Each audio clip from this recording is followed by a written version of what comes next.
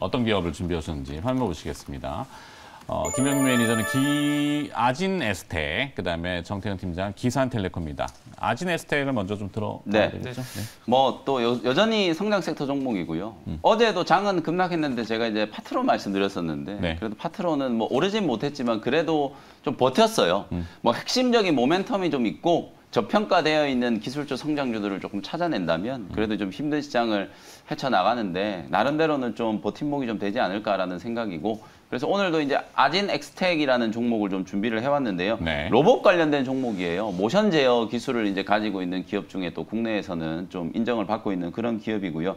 일본이 이제 독점적으로 이제 공급을 해오던 이 모션 제어 칩을 국산화하는데 이제 성공을 해가지고 실제로 이제 뭐 삼성전자에도 납품을 하고 있는 상황이고 반도체 호황에 대한 얘기는 아직도 많이 나오고 있어요. 물론 주가는 지금 뭐 최근에 미국 증시 특히나 이제 반도체 장비 종목들이 워낙 단기간에 뭐 지금 거의 한 일주일 만에 15% 20% 조정을 받았거든요.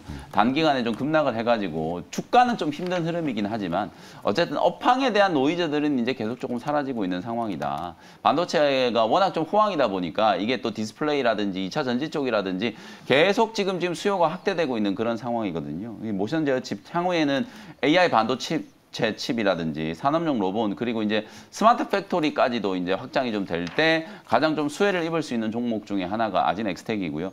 실제로 이제 삼성전자 이제 로봇 사업팀을 이제 만든 근본적인 목적은 뭐 실제 로봇을 만들어서 이거 뭐 생활용 로봇, 뭐 가전 로봇 이런 걸 만든다라기보다는 스마트 팩토리 생태계를 구축하기 위한 목적이라고 보시면 되거든요. 반도체 아무래도 삼성그룹이 또 제조기업이다 보니까 반도체라든지 디스플레이 이런 공정에 쓰이는 자동화 이제 로봇들 그런 것들에 대한 이제 투자를 통해서 이게 이제 확산이 됐을 경우에는 자동차라든지 전장으로까지도 이제 확산이 좀 될 수 있는 그런 가능성을 염두를 해두고 이제 로봇 쪽에 투자를 하고 있는 거기 때문에 그런 이제 수혜를 입을 수 있는 종목 중에 하나가 아진 엑스텍이고요. 스마트 팩토리 얘기가 또 요즘에 많이 나오고 있거든요. 뭐 관련된 종목들이 이미 로봇 테마가 이제 시장에 이제 좀 자리를 잡았을 때 뭐 LG 쪽에서는 로봇스타, 뭐 삼성 쪽에서는 무슨 종목 이런 종목들이 거의 대부분 다 이제 급등이 한번 나왔었거든요. 네. 근데 약간 좀 아진 엑스텍 같은 경우에는 좀 뒤늦게 연초부터 이제 조금 좀 주목을 받으면서 주가가 한 차례 이제 17,000원까지 강하게 좀 급등이 한번 나왔었다가 단기적인 이제 가격 조정을 좀 받고 어저께 오히려 시장이 좀 약세 국면일 때 반등이 좀 세게 들어왔던 그런 종목이라고 보시면 될 것 같고요. 아까 계속 말씀드리고 있는 것처럼 이 스마트 팩토리 시장이 사실은 대기업들뿐만 아니라 이제 중소기업들 쪽으로도 계속 좀 확산이 좀 되고 있는 상황이에요. 결국에는 이게 시대적인 흐름이 계속 이제 제조공정 쪽에서도 자동화 얘기들을 워낙 많이 하고 있기 때문에 요즘에 2차 전지 장비 종목들 주가가 좀 탄력적으로 움직였을 때도 결국은 자동화 제조 장비 만드는 기업들이 주가가 훨씬 더 강하게 좀 움직였던 걸 보면은 반도체 디스플레이 그리고 AI 반도체 칩 이런 쪽으로 이제 폭넓게 수혜를 좀 받을 수 있고 중소기업들까지도 이제 스마트 팩토리 이제 구축을 하기 시작한다라고 하면 가장 좀 큰 수혜를 입을 수 있는 종목 중에 하나가 아진 엑스텍이다. 이렇게 말씀을 좀 드려보도록 하고요. 올해 뭐 실적 성장도 나름대로 조금 기대가 되고 있는 종목이니까 주목을 한번 해보시면 좋을 것 같고요. 가격 전략 제시를 좀 해드려 보도록 하겠습니다.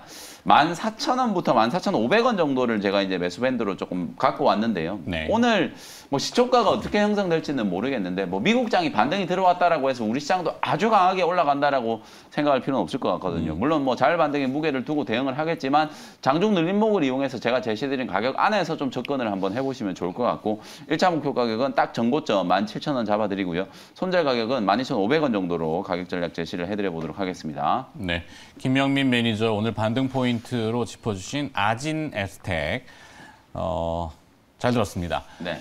지금 내용 정리 화면으로 보시면은 쭉 정리가 되실 거니까 모션 제어 및 로봇 관련 기업 이렇게 표현을 하셨네요. 네, 가격 전략도 참고해 보시라고 화면에 나가고 있습니다.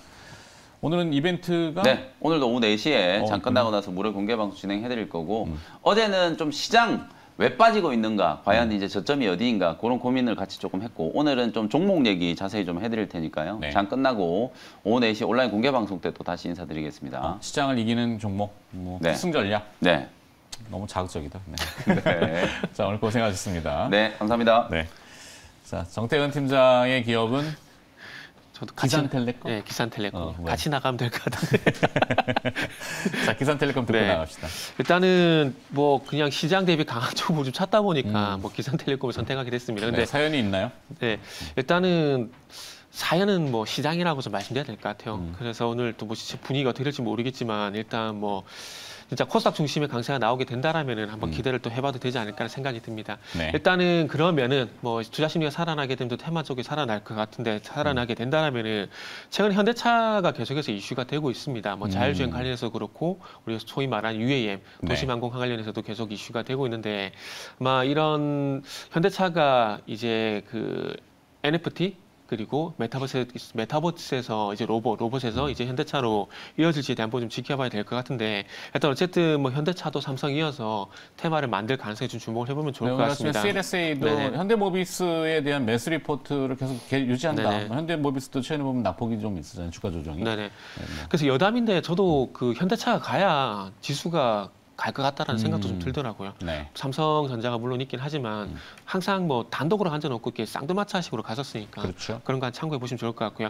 잘 아시겠지만 최근에 그 슈퍼넬이라는 회사가 그 영국의 모빌리티 기업인 어반 에어포트에 지분을 인수했습니다. 정확하게 지분 규모는 안 났지만 이사회 참석한다는 부분들을 보게 되면 한 3% 전후가 되지 않을까라고 좀 조심스럽게 좀 예상이 좀 될 것 같습니다. 그래서 어쨌든 지분 투자를 하게 되면서 앞으로 UAM 쪽으로 이제 이렇게 사업을 가속화를 좀 진행할 건데 일단은 어반 에어포트 같은 경우는 잘 아시겠지만은 플라잉카, 그러니까 플라잉카를 어찌 보면은 개념을 그 헬리콥터 쪽에서 가져오는 게 좋을 것 같아요. 그 도심 그 빌딩 옥상 같은데 보면은 H 돼 가지고 이렇게 헬리콥터 착륙장이 있는 걸 보실 건데 아마 그와 유사한 개념으로 앞으로 도심 항공이 좀 진화가 되게 된다라면은 플라잉카의 어떤 이 착륙장이 그런 모델로 따라가지 않을까 좀 생각이 드는데 단지 헬리콥터처럼 공간을 좀 많이 차지하면 안 되겠죠. 그래서 그런 부분에서 조금 이제 인프라에 어떤 추가적인 투자가 좀 진행이 돼야 될 건데 뭐 그런 부분들을 봤을 때 현대차가 또 도심항공 관련해서 테마를 좀 만들고 있다라 좀 봐야 될 것 같습니다. 그래서 이 슈퍼넬 같은 회사는 그 현대차가 지금 2021, 그러니까 작년 11월 달에